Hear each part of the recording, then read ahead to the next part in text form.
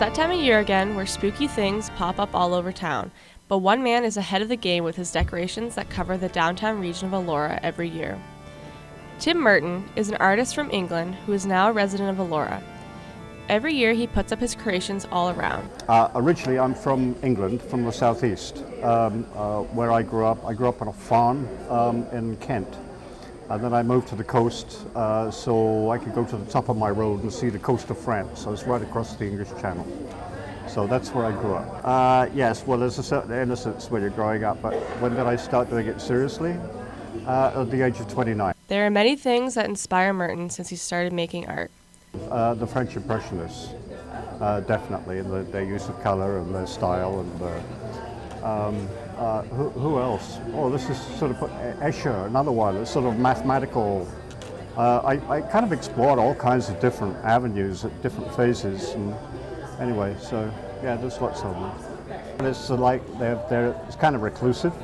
A lot of people here. This is an extraordinary community. Lots of very, very interesting people from all different walks of life, and musicians, artists, writers, poets, dancers, you know, everything. It's an extraordinary little place. Elora has become a hidden treasure to those who are lucky enough to discover it. I think it's awesome.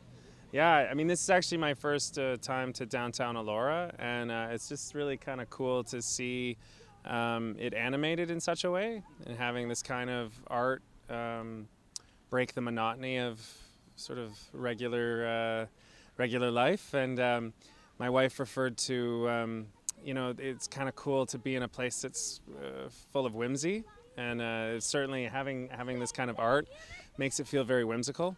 People that have discovered Elora have their own ideas on how to draw more people into this little town. Advertise it, I guess it's in the way of packaging it, but it's kind of a nice surprise. It's more of an interesting surprise. I don't know if it would be like something that people would come out of their way to come to, but it might be. You never, like, I mean, I'm in the arts, so I would like to think that would happen. I mean, certainly this one was a surprise. I saw a t-shirt with a design similar to that, but I didn't know anything about it. And then to see it, it's amazing. And I actually would come back just to see it again. The people coming into the town may change over time, but the art stays the same.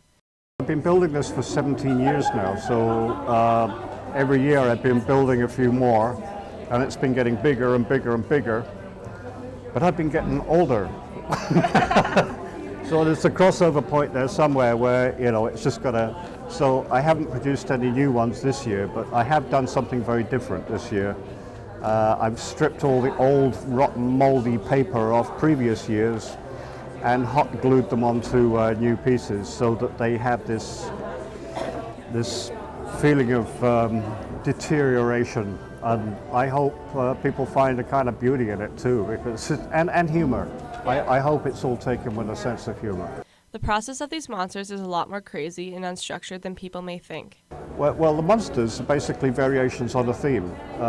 You start with a spine, and then you give it legs, and then it looks like something. You think, oh, well, maybe if I do this, and then it's like, oh, it wants to be one of these.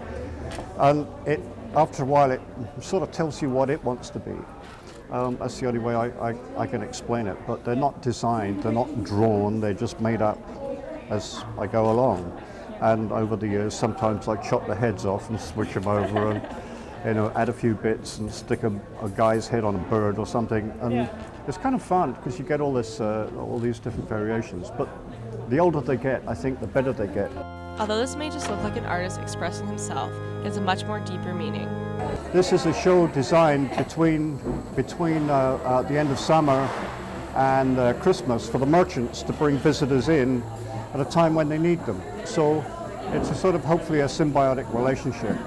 But using art, this is kind of maybe very naive on my part, but using art as a vehicle for economic development. And also sending out the signals for more creative people to come and move here and live here. So we want to keep this spirit alive here. It's a very, very special place. The Twilight Zoo will be up until the end of October, as well as many other events going on in Elora. For Spoke Online, I'm Emmie Siroky.